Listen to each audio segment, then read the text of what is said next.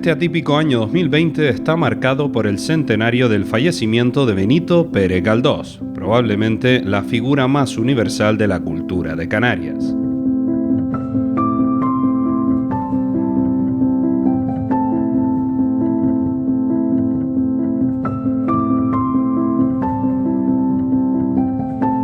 Junto a Yolanda Arencibia, directora de la Cátedra Pérez Galdós, voz más que autorizada para hablar del novelista nacido en Las Palmas de Gran Canaria, profundizamos en la vida y obra de uno de los mejores novelistas españoles de todos los tiempos.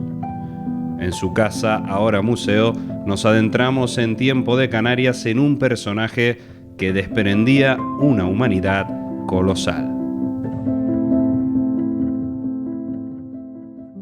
Un genio intelectual en un hombre normal, sensato, consecuente, comprometido con su tiempo. Hablaba poco, era callado y parecía que te miraba detrás de los ojos y no sabías cómo entrarle, hasta que ya se hacían, como quien dice, tu amigo. Que luego me interesa muchísimo también una parte importante de sus tíos, que fueron grandes aventureros, que uno se fue al Perú, que otro, que todos salieron de aquí, los hermanos de su madre, siendo muy jovencitos, que otro luchó contra los carlistas y que estuvo en Londres exiliado y que la familia de aquí le mandó dinero. Todo eso le tuvo a él que calar.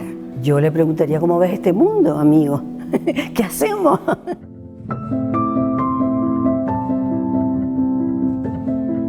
Un liberal por antonomasia que buscaba en el progreso el sendero para encontrar una vida mejor.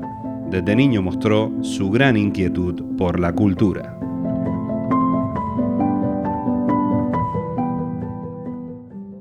Hacer un mundo único de sus actitudes artísticas, que las tenía. Practicó el dibujo desde aquí, desde que vivía en Las Palmas, y los pinitos de arquitectura o diseño de muebles desde que estuvo aquí, y escribió una obra de teatro aún sin salir de Las Palmas, que se representó, y su obra artística está mediatizada por ese afán constructivo que tuvo su mente.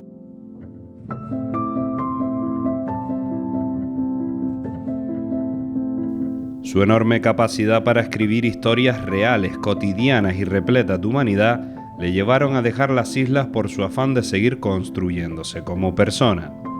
Tras La Fontana de Oro y Sombra, de estética romántica, dio paso a su vertiente más realista con la publicación de Doña Perfecta, para posteriormente enrolarse en la creación de sus grandes obras, los episodios nacionales. Y él se fue a Madrid con esa idea de historia magistra vitae, o sea, la historia puede servir para orientarnos de cómo podemos vivir. Pero quiso hacer de ella no un libro de historia, sino una especie de novela, una especie de lectura atractiva. Sus personajes parece que los conocemos, que los vemos por la calle y le vamos a decir adiós, Pues supo hacerla tan viva y tan directa que, bueno, hay historiadores que han llegado a decir que como mejor se sabe la historia de España es leyendo a don Benito Pérez Galdós. Mira, son personas humanas metidas en un libro. Los lectores de hoy están preguntándose, bueno, ¿y por qué terminó así Tristana? Bueno, ¿y por qué Fortunata tuvo que entregarle el niño a Jacinta? Porque Galdós tiene la virtud de hacer seres vivos humanos, llenos de humanidad, llenos de cercanía, y tú te compenetras con ellos y te da pena cuando las cosas les salen mal.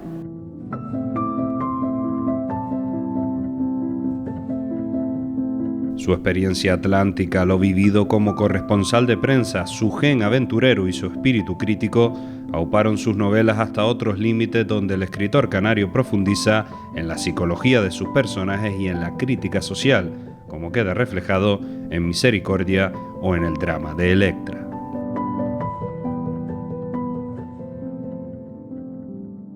Él saltó, vamos a decir, a Madrid para ampliar sus horizontes, por supuesto. Aprendió muchísimo en la universidad, no tanto estudiando Derecho, porque poco Derecho estudió, pero sí escuchando a los grandes oradores, a los grandes pensadores de aquella España inquieta de los años anteriores a la Revolución del 68, que tenía la perspectiva de una España diferente.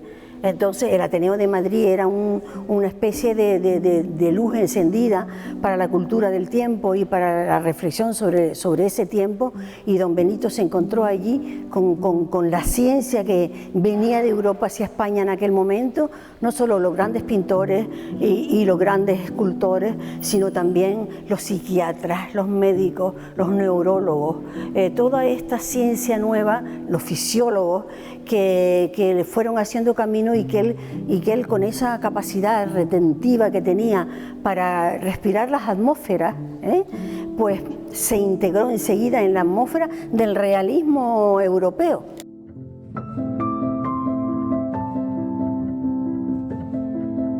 Su esencia de hombre canario y su inmensa capacidad para observar, apoyado en su fantástica memoria fotográfica, hicieron que su ironía y sentido del humor convirtiera sus creaciones en fascinantes relatos. Porque Galdós tiene la virtud de ponerse un poquito a distancia y sonreír, de tal manera que casi siempre en sus novelas aparece una ironía o una distorsión humana que le quita dureza a aquel cuadro y nos lo hace llegar más al fondo del alma. Son muchos los que piensan que Benito Pérez Galdós es otro ejemplo de personaje relevante que no ha sido profeta en su tierra. Todo el que se compromete políticamente tiene enemigos, y el que se compromete de voz abierta, ¿no? Luego, esos enemigos supieron hacer calar en la gente más ignorante o en la gente menos cultivada, supo calar la imagen del que se fue de su tierra y se olvidó. Y eso a lo mejor a una persona que sepa algo no le cala, pero a uno que está por la calle y dice, pues mira, se fue a la península y ya. Bien, pues eso es fácil de calar y difícil de quitar. Estaría orgullosísimo si pudiera estar en esta casa museo y pudiera ver qué bien se ha portado el Cabildo con él desde los años 60 del siglo pasado, en que compraron a la heredera de Galdós, a doña María Pérez Galdós, los documentos de don Benito, la gran tesoro de don Benito, que en aquel tiempo no quería nadie. Canarias se atrevió a hacerlo, el Cabildo se atrevió en el año 50 a seguir recuperando el legado galdosiano.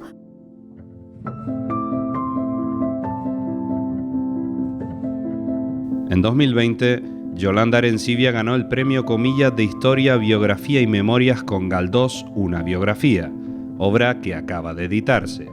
Tras su jubilación como docente, ha proseguido su actividad investigadora, dirigiendo proyectos de investigación, participando en congresos y reuniones científicas y publicando en medios de muy distinta naturaleza la vida y obra de don Benito Pérez Galdós.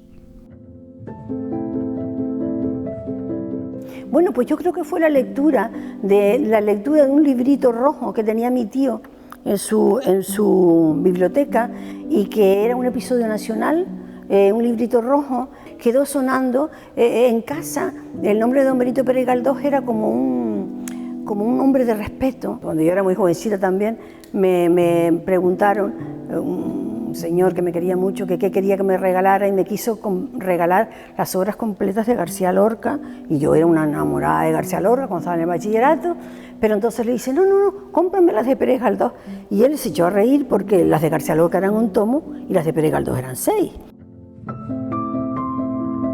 Este novelista, además de pintor, político, corresponsal de prensa y que incluso comenzó a estudiar Derecho, siempre le quedará una espinita clavada: el premio Nobel que no consiguió jamás en algunas ediciones por claras persecuciones para desprestigiar su figura por su condición política. Él empezó a perder el premio Nobel desde que empezó a ser periodista y a criticar aquella España, aquella sociedad, aquella iglesia, aquellas estructuras. Y luego nunca se cerró la boca a sus pensamientos. Siempre escribió lo que quiso escribir y no le importó contra viento y marea decir yo pienso esto, aunque vaya contra este tradicionalismo tan grande en España.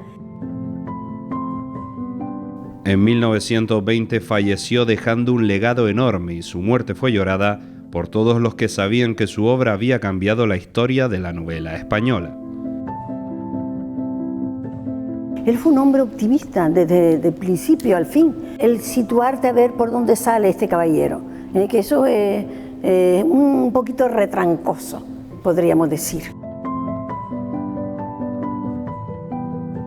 En Las Palmas de Gran Canaria, pocos son los rincones en los que no se recuerde a nuestro escritor más universal, porque aquí todos sabemos que nuestra imaginación es la que ve y no los ojos.